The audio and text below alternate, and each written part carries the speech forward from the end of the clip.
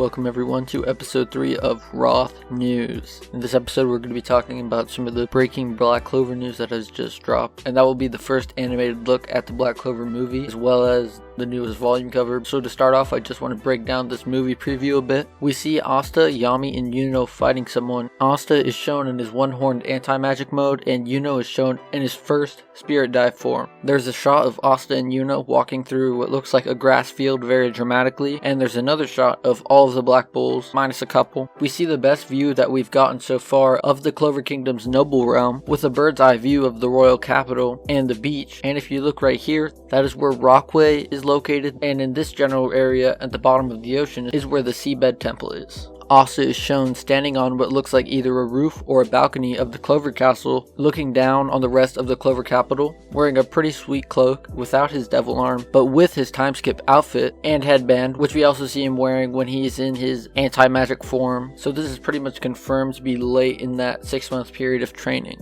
And there is also a very awesome background track playing across this preview that I'm praying is actual music from the movie itself. Black Clover is known for having amazing music, and it is not stopping for the movie. And now on to some more sad news. Before we get into all of that, we get a semi-animated preview of the Demon Slasher's Infinite / Equinox, which is very awesome. But then we see probably what is the worst volume cover we have ever gotten. Now, I'm not even upset that Tabata used the same color page that he used for the Weekly Shonen Jump cover. But it's such a cool picture of Asta, you kind of don't care, and it's cool to be able to own that as a volume cover, so it's not even really something I mind. The blaring and obvious issue is that Seke is on this. He had a single chapter of some development. I don't even know if you'd call it development, maybe just a reflection on his life.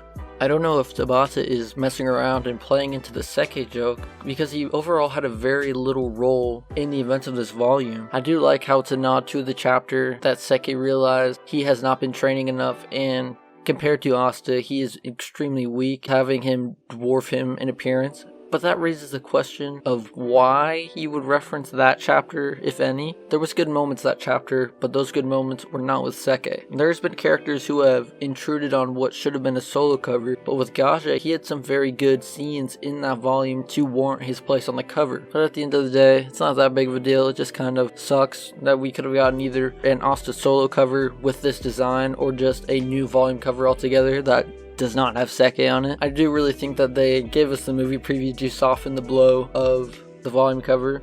With all that in mind, I'm just going to drop this here. This has been Roth. Later.